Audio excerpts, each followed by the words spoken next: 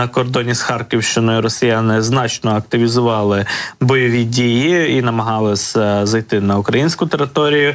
Йде мова про ділянку державного кордону в районі міста Вовчанськ у північній частині Харківщини.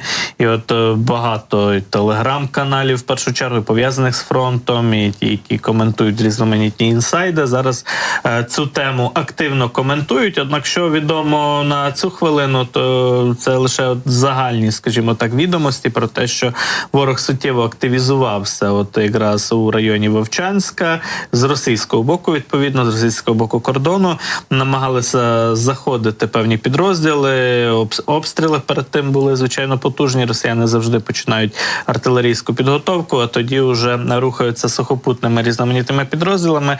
Ці спроби ворога увірватися на Харківщину, зайти на українську територію було зупинено і відбито цю ворожу атаку. Можливо, це було таке промацування, скажімо так, ситуації, вивчення її, наскільки готові українські військові, прикордонники і військові підрозділи, розташовані в прикордонних зонах на Харківщині, відбивати от подібні атаки, реагувати на такі провокації. Однак вже тривалий час, вже більше місяця, дуже активно поширюється і коментується ця тема готовності і підготовки росіян і концентрації різноманітних резервів для якраз проведення наступальної операції на Харківщині, на Сумщині.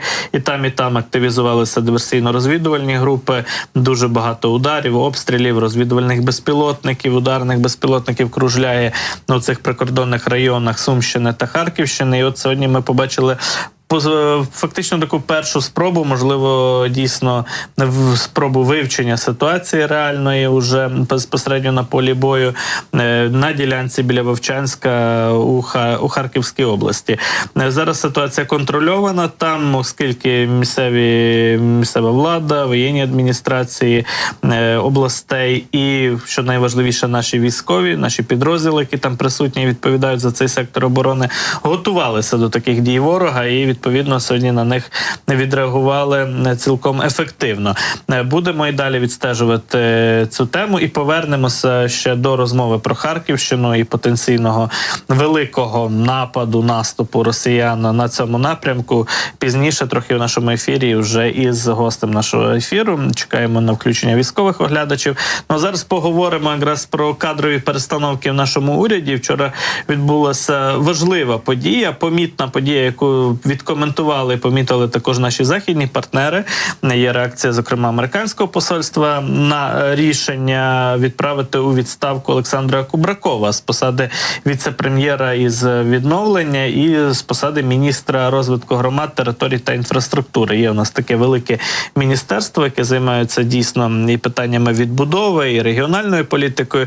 І ось ми бачимо допис у соцмережі X, колишній Twitter, від амбасадорки Сполучених Штатів в Україні Бріджит Брінк, яка подякувала Олександру Кубракову за його роботу впродовж 2 останніх років, за чудове партнерство впродовж останніх 2 років подякувала Бріджит Брінк, вже екс-віце-прем'єру українського уряду, і пише, що це партнерство дало змогу Україні боротися за свободу, зберігаючи український експорт, захищаючи енергетичну мережу, підтримуючи економіку.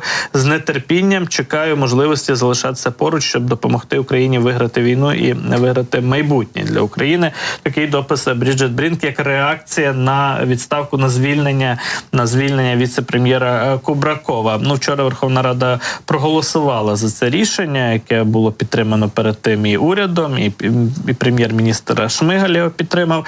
Ну, але, як то кажуть, подейкують і пишуть у різноманітних політичних матеріалах про те, що це рішення прийняли насправді в Офісі Президента, і пов'язане воно з внутрішньокулуарними такими розбірками, боротьбою за вплив, за владу, причому за вплив безпосередньо і на главу держави.